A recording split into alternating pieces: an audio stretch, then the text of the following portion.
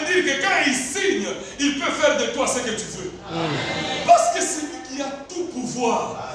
Dans sa main, il a reçu tout pouvoir. On ne lui a pas donné un peu de pouvoir. Vous savez, j'ai dit que le maire de la ville, il n'exerce que sur la ville de Lubumbashi. Il ne peut pas décider sur la province du Haut-Katanga. Parce que son pouvoir se limite au niveau de la ville de Lubumbashi. C'est tout ce qu'il a comme pouvoir. Il n'y a pas de dérogation pour te recommander au-delà de son pouvoir. Mais c'est lui à qui nous sommes en ce lieu. C'est lui pour qui nous sommes ici. Il s'élève là. Il nous dit ceci. Tout pouvoir m'a été donné. Tout pouvoir m'a été donné sur la terre comme dans le ciel. Donc Jésus-Christ dont nous sommes en ce lieu, il a le pouvoir même en Ukraine. Il a le pouvoir même en Russie. Il a le pouvoir même de donner les ordres aux États-Unis d'Amérique. Il a le pouvoir de donner les ordres même à la présidence de la République. S'il dit un mot à Tshisekedi va obéir. Parce que c'est lui le roi des rois, le seigneur des seigneurs. Bien aimé, aujourd'hui nous voyons, on dit qu'il y a des lobbying. On va voir dans les superpuissances pour que nous puissions avoir, je ne sais pas, l'aide, je ne sais pas, le soutien de tel pays qui est puissant. Il y a de tels pays, il y a tel pays aussi qui règne de notre côté. Il y a ce secteur avec, je ne sais pas, la Russie, avec la Chine et consorts. Il y a d'autres branches avec les États-Unis. Tout ça, c'est le pouvoir. Mais j'aimerais vous dire, un homme, il a dit dans sa parole, tout pouvoir m'a été donné. Tous ces gens que vous connaissez, ils ont des pouvoirs bien limités. Mais le pouvoir de Jésus-Christ, quant à elle, elle n'est pas limitée. Elle est sans limite. Alléluia. Amen. Alors que vous ne pouvez pas dire que ce frère est en train de dire des choses juste pour nous secouer. Nous voulons rentrer dans la sainte parole de Dieu, dans les saintes écritures, pour que nous puissions lire ensemble. Alléluia. Amen. La Bible est toujours d'actualité. Écoutez ce que Jésus s'étant approché, il leur parla ainsi. J'ai toujours dit que j'aime la Bible. C'est un livre qui a été écrit surtout la version de Louis II. C'est un français courant. Ce n'est pas un français compliqué. Même si tu es en 4e primaire, on te lit la Bible, tu la comprends. Elle n'a pas de mots compliqués. Alléluia. Elle a des mots tellement simples, limpides à comprendre. Alléluia. C'est tellement clair. La Bible dit ceci. Jésus, virgule, s'était approché. Il leur parlait ainsi. Il parlait ainsi à qui? Aux disciples que nous sommes. Amen. La Bible déclare, c'était les disciples qui étaient réunis. Il s'est approché d'eux. Il leur parla ainsi, comme je suis en train de vous parler tout à l'heure là. Il leur parle ainsi.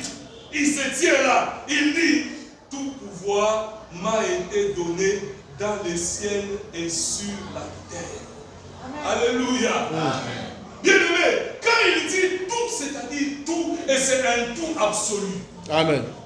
La Bible déclare, tout est possible à Dieu. Alléluia. Rien n'est impossible à Dieu. Même quand il y a un désert, il n'y a pas de régie des eaux dans le désert.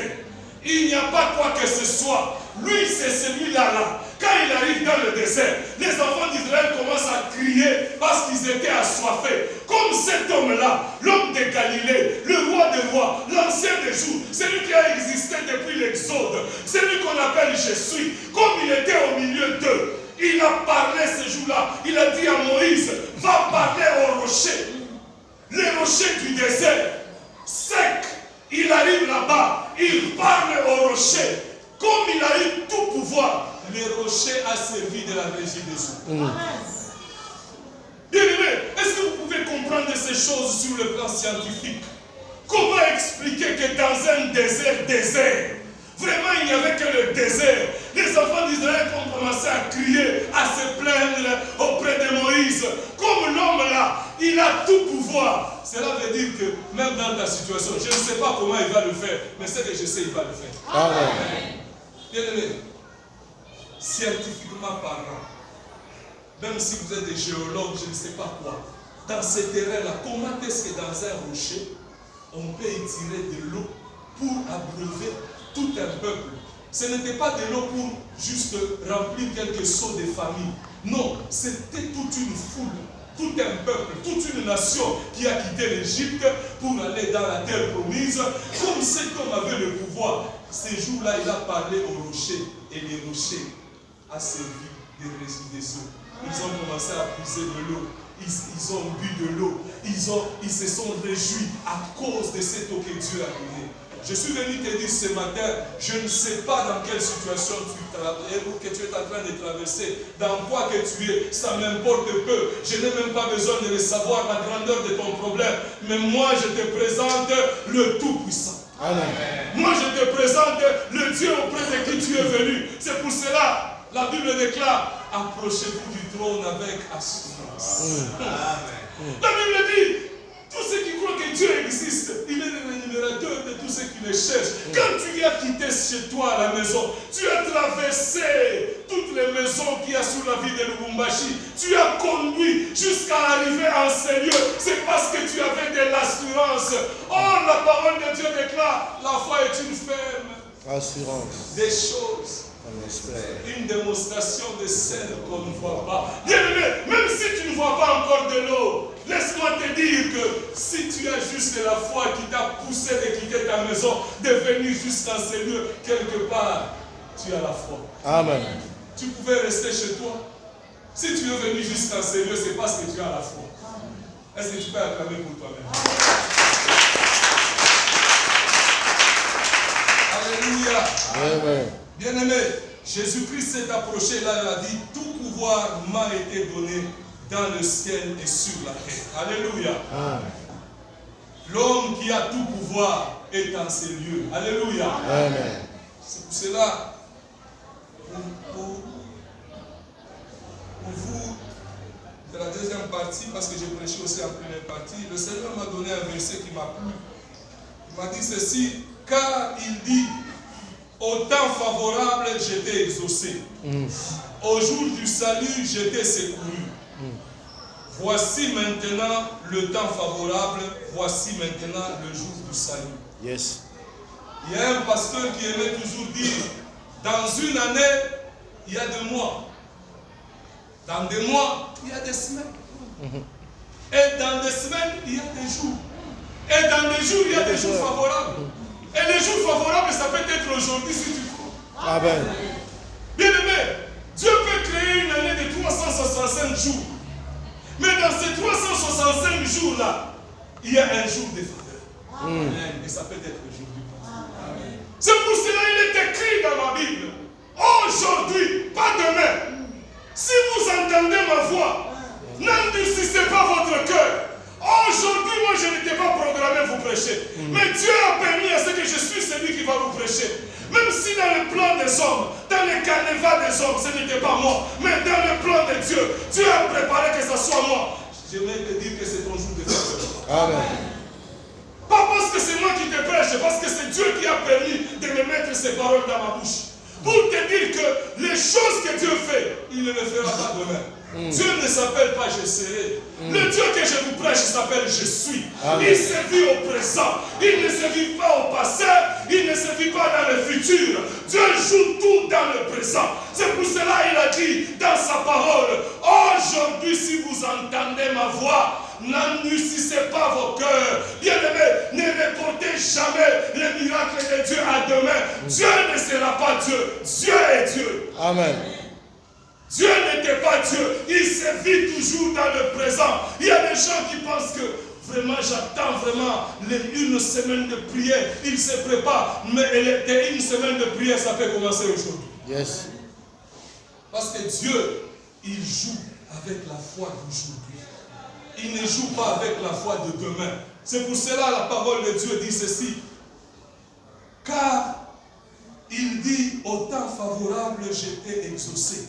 Bien-aimé, on exauce que celui qui prie. Alléluia.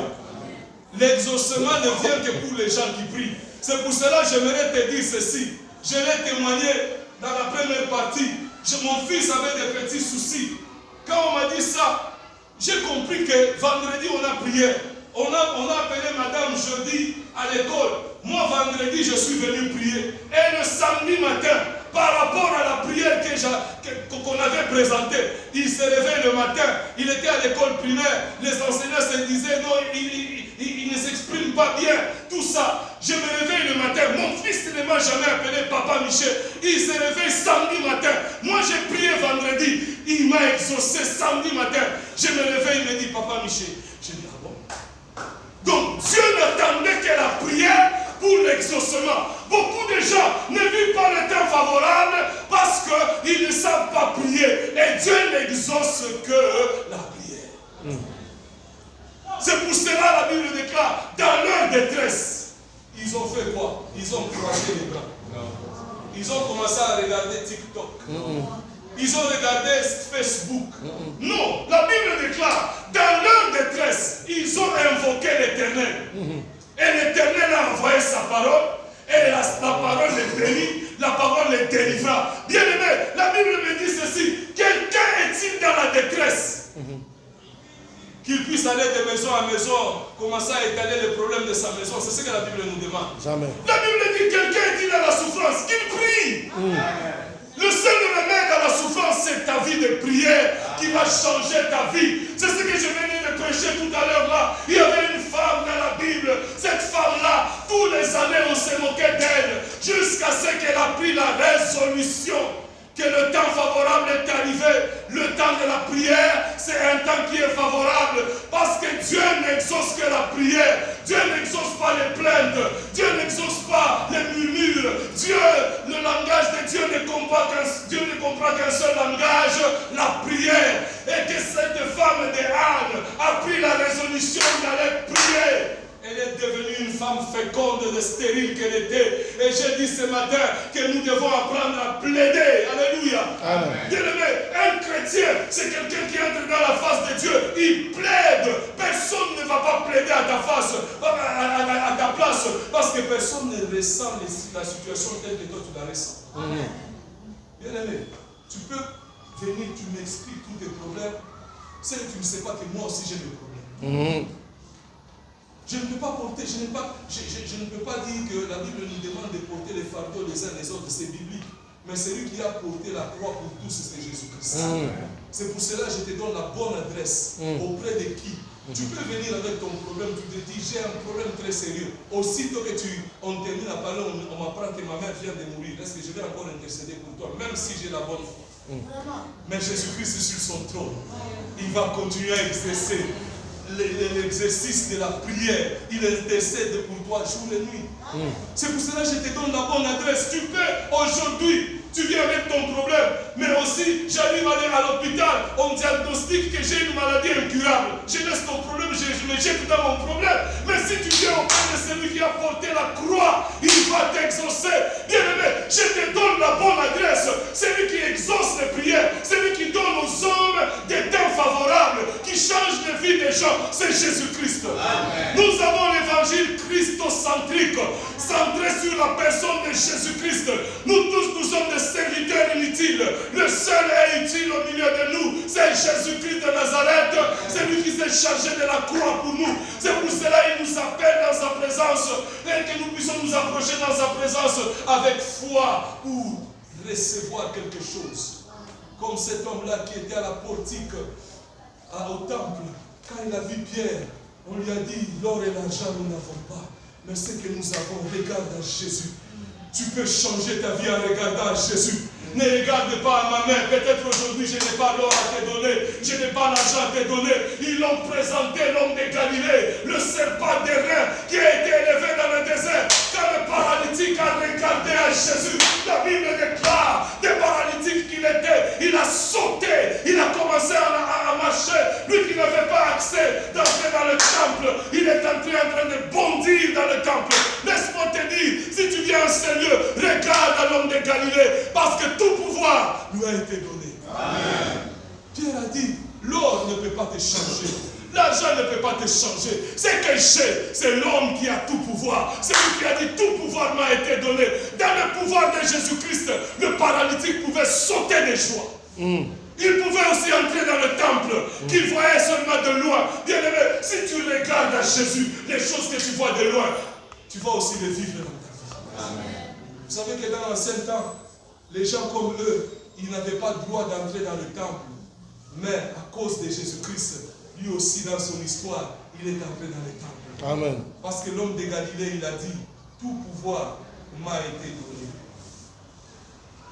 Au jour du salut, j'étais secouru. Voici maintenant le temps favorable. Voici maintenant le jour du salut. Alléluia. Amen.